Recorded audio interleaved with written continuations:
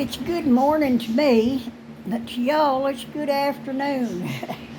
I am off to a very late start today. Couldn't get to sleep last night.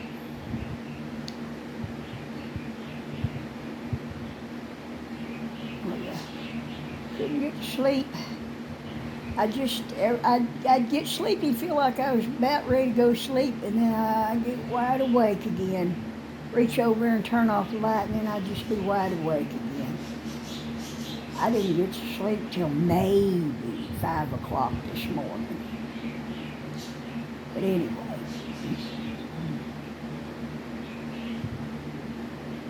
I was just sitting here thinking. I woke up this morning, tinkering around like you do when you first get up in the morning. You go to the bathroom and you get dressed, you take whatever pills you gotta take, tinkering around, and I saw something on one of these things on the internet that reminded me of my dad and something that we had in our house that belonged to my grandmother. I got to thinking about family heirlooms and whatnot. And of course, thinking about this and that and this and that, one thing leads to another, and I messed up on this. I sure did. I gotta pull this out right here. I have to pull out 3 rows.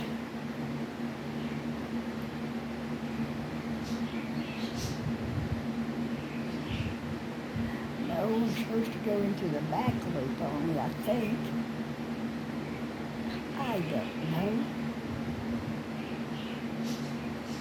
I don't know if I'm supposed to go through the front loop or the back loop. I don't know.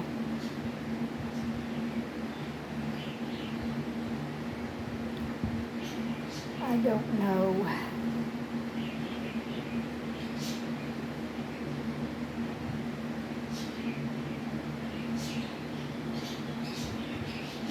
I can't tell. Another stitch and see what that looks like. Come on now, cooperate.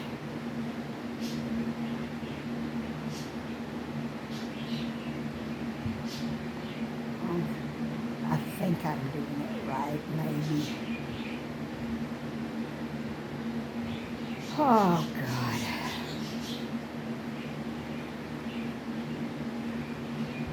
Sometimes I'll forget. My mind will go blank and I'll completely forget how to do something I've done for years. It's not a good feeling. It's not a good feeling. I make him this headband.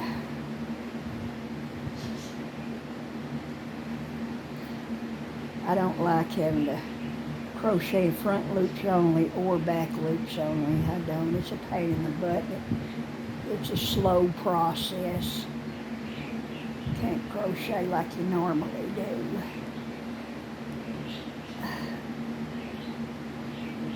But anyway, what I was getting at is, I'm sure y'all get tired of me talking about my mom and dad. I'm sure you do.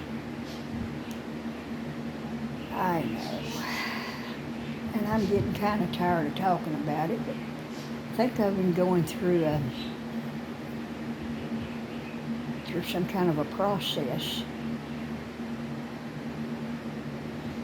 of getting some things sorted out in my mind. The things that have bothered me all my life that need to be sorted out. So they'll stop bothering me and I can move on and be a happier person.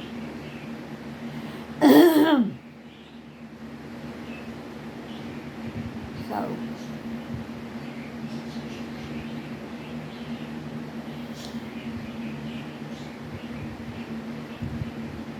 if if my mom was here today, it's like putting pieces of a puzzle together. It's like trying to work a puzzle with just a few little parts of the picture here and there, not the whole picture.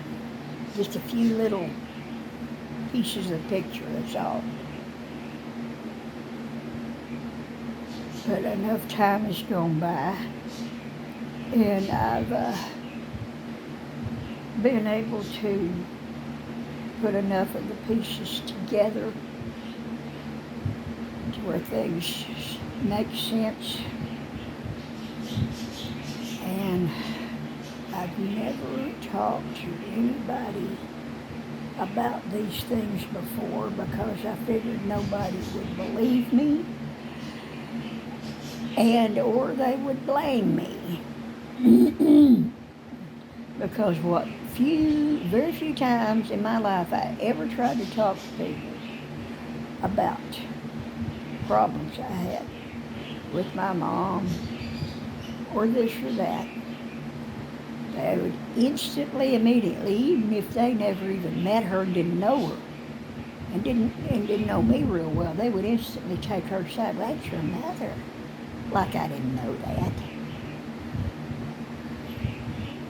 And so I learned not to just talk to anybody about anything personal because nobody's going to believe me. And they dang sure wasn't going to understand. Well, maybe nobody still understands. Maybe nobody still believes me. It's what God knows. And if I'm wrong about something, God can correct me. But I've thought long and hard about all these kind of things all my life. And because I don't have the luxury of going to a psychiatrist. And most psychiatrists, they don't believe in God anyway. So how am I going to get help from a heathen? God helps us. God helps us when we ask Him to. Sometimes right away, and then sometimes it takes a while. He goes about it in a way we don't expect, or whatever. But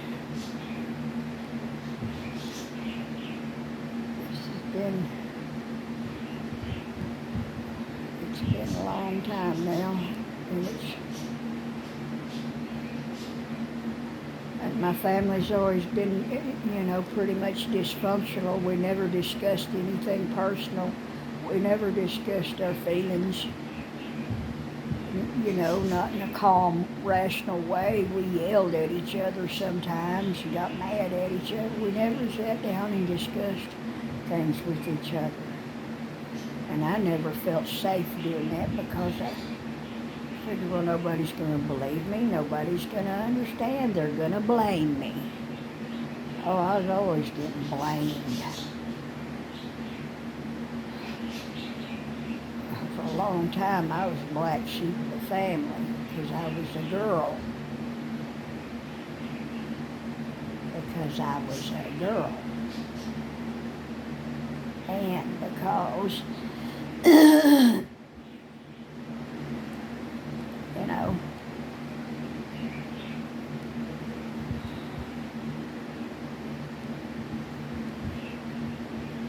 because I was a girl and I just wasn't,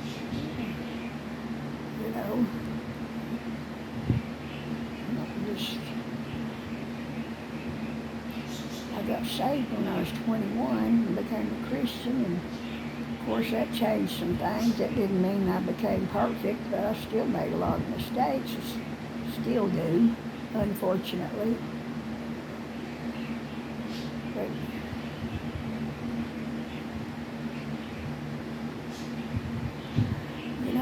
I'm pretty dang sure that me going over to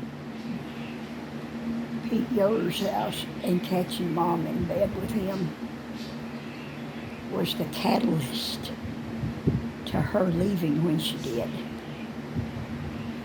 I must have said something to Dad about it. I don't remember, and she never told me if I did or not. She never mentioned it if I did, but I must have, because it was sometime in that narrow little time frame when I was still 4 years old when Mom up and left. But I realized that today. That was a catalyst. I wasn't the cause of her leaving. It was just the catalyst. She would have left anyway, sooner or later. That's what God has helped me to realize today. It's not my fault. And it was unreasonable for her to resent me like she did all my life. But one of her big weaknesses, my mom was a grudge holder. She didn't forgive people. She didn't forget anything that anybody ever said or did that she didn't like. And whenever she'd remember something like that or think about something that happened in the past, she'd talk about it. And she'd talk about it like it just happened. She was still mad. She still, like she just hated that person. Even people that had died and been dead for years and years. She'd get to talk about something what they said or did, and she'd talk about it like it just happened, and she was mad as hell. And that's how come I know. When you add up all those little factors, all those little facts, and what it adds up to is she blamed me. She was mad as hell at me because I must have said something to Dad about Mom taking a nap with Pete Yoder. It wasn't my fault, but she blamed me anyway. I don't blame myself. I was just an innocent kid. It wasn't my fault. I still remember that. Both of them's eyes big as saucers. And Mom diving under the covers. Pete Yoder sitting there with his hairy blonde chest yelling at me, "What the hell are you doing here? Get out of here!"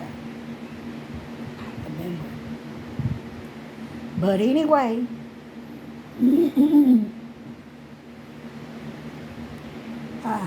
I'm disappointed that she cheated on my dad and this and that and this and that. Disappointed in a lot of things she did.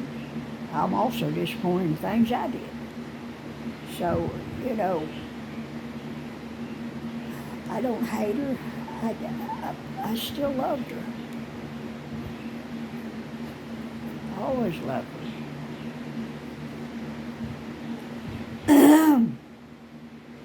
But that's that.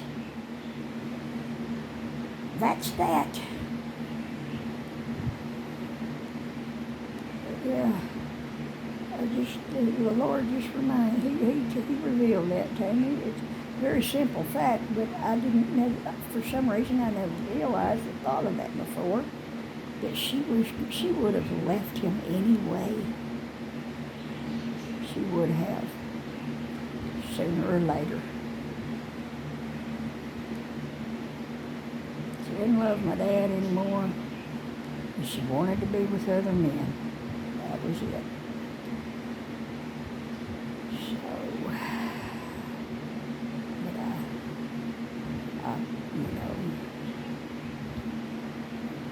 She grew close to the Lord in her later years. And she got in her 70s, 60s and 70s, she started growing closer to the Lord. And I'm pretty sure that, I hope that, she was sincere with the Lord and repented of her sins and got forgiveness and went to heaven.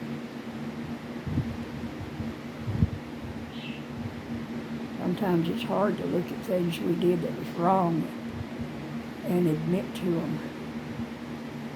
Hard to face certain things sometimes that we did.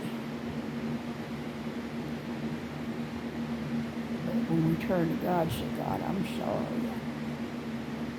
I repent of that. I hate that I did that. I'm sorry, Lord. Forgive me. He forgives us.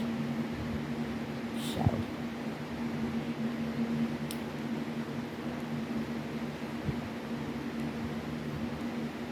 poor Mom, she never did talk to me about anything to resolve anything, and I just figured, well, that was because she was too weak and scared inside to talk about it. She was too afraid to face up to things.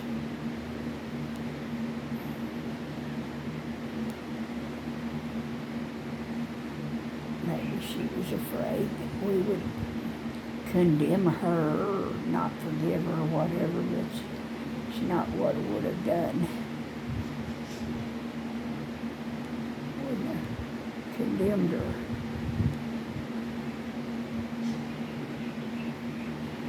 Anyway, it is what it is. And God knows how to fix everything after all said and done, so that's the good news. There goes, she's laying over there in the window. She's laying over there, see? She's just a baby. She's just a baby. She'll cut some of that glare down. I don't know if that helps any or not. Anyway, I'm sorry this video is so boring, but I just wanted to mention that. Okay. Y'all have a good day. Talk to you later. Bye.